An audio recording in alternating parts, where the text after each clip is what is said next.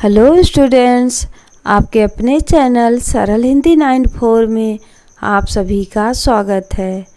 आज के इस वीडियो में class 9th Hindi Kritika chapter number 2 मेरे संग की औरतें, जिसकी लेखिका हैं मृदुला गर्ग, यह संस्मरण जानेंगे। प्रस्तुत संस्मरण लेखिका मृदुला गर्ग द्वारा लिखा गया है। इसमें लेखिका ने अपने परिवार की औरतों के व्यक्तित्व और स्वभाव पर प्रकाश डाला है। लेखिका ने अपनी नानी के बारे में बहुत कुछ सुन रखा था।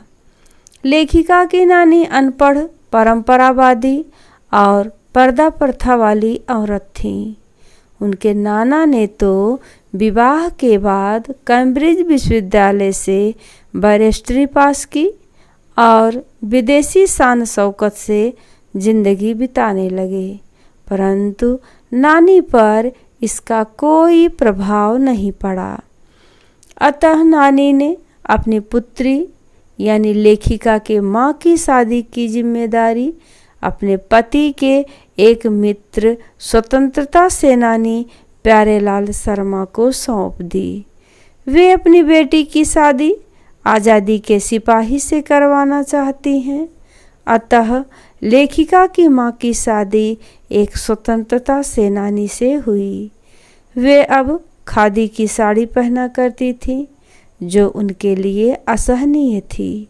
लेखिका ने अपनी माँ को कभी भारतीय माँ जैसा नहीं देखा था। वे घर परिवार और बच्चों के खान पान आदि में ध्यान नहीं देती थीं। उन्हें पुस्तकें पढ़ने और संगीत सुनने का शौक था। उनमें 2 गुण मुख्य थे। पहला, कभी झूठ ना बोलना, और दूसरा, वे एक की गोपनीय बात को दूसरे पर जाहिर नहीं होने देती थीं। इसी कारण उन्हें घर में आदर तथा बाहर वालों से दोस्ती मिलती थी। लेखिका की परदादी को लीक से हटकर चलने का शौक था। उन्होंने मंदिर में जाकर विनती की कि उनकी पतोहू का पहला बच्चा लड़की हो। उनकी यह बात सुनकर लोग हक्के बक्के से रह गए थे। ईश्वर ने उनके घर में पूरी 5 कन्याएं भेज दी। एक बार घर के सभी लोग घर से बाहर एक बारात गए हुए थे और घर में जागरण था। अतः लेखिका की दादी शोर मचने की वजह से दूसरे कमरे में जाकर सोई हुई थी। तभी चोर ने सेंध लगाई और उसी कमरे में घुस आया। पर दादी की नींद खुल गई। उन्होंने चोर से 1 लोटा पानी मांगा। बूढ़ी दादी के हट के आगे चोर को झुकना पड़ा और वह कुएं से पानी ले आया। परदादी ने आधा लोटा पानी खुद पिया और आधा लोटा पानी चोर को पिला दिया और कहा कि अब हम माँ बेटे हो गए। अब तुम चाहे चोरी करो या खेती करो। उनकी बात मानकर चोर चोरी छोड़कर खेती करने लगा।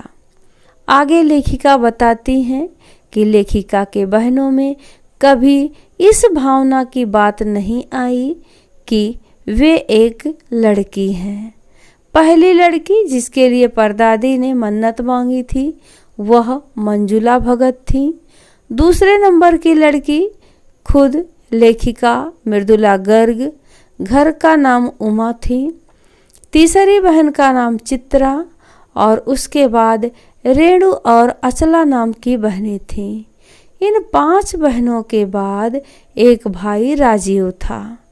लेखिका का भाई राजीव हिंदी में और अचला अंग्रेजी में लिखने लगी और रेणु विचित्र स्वभाव की थी। वह स्कूल से वापसी के समय गाड़ी में बैठने से इनकार कर देती थी और पैदल चलकर ही पसीने से तर होकर घर आती थी। उसके विचार सामंतवादी व्यवस्था के खिलाफ थे। वह BA पास करना भी उचित नहीं मानती थी। लेखिका की तीसरी बहन चित्रा को पढ़ने में कम तथा पढ़ाने में अधिक रुचि थी। इस कारण उसके शिष्यों से उसके कम अंक आते थे। उसने अपनी शादी के लिए एक नज़र में लड़का पसंद करके ऐलान किया कि वह शादी करेगी, तो उसी से और उसी के साथ उसकी शादी हुई। अचला सबसे छोटी बहन पत्रकारिता और अर्थशास्त्र की छात्रा थी। उसने पिता की पसंद से शादी कर ली थी और उसे भी लिखने का रोग था।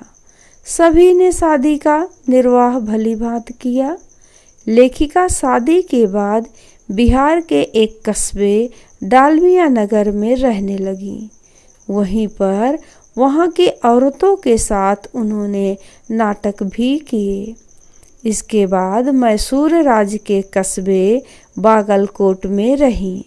वहाँ लेखिका ने अपने बलबूते पर प्राइमरी स्कूल खोला, जिसमें उनके अन्य अफसरों के बच्चों ने अपनी पढ़ाई की तथा भिन्न भिन्न शहरों के अलग अलग विद्यालयों में दाखिला लिया। विद्यालय खोलकर लेखिका ने दिखा दिया कि वे अपने प्रयास में कभी असफल नहीं हो सकती। परंतु लेखिका स्वयं को अपनी छोटी बहन रेणु से कमतर आंकती थी।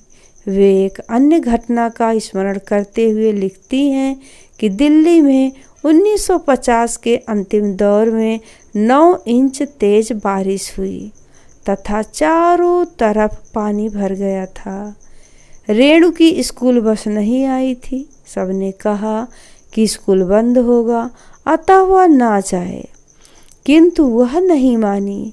अपनी धुन की पक्की वह 2 मील पैदल चलकर स्कूल गई और स्कूल बंद होने पर वापस लौटकर आई। लेखिका मानती है कि अपनी धुन में मंजिल की ओर चलते जाने का और अकेलेपन का कुछ और ही मज़ा होता है। आशा है इस वीडियो से आप सभी को मेरे संग की औरतें इस पाठ का सारांश समझ में आ गया होगा। धन्यवाद।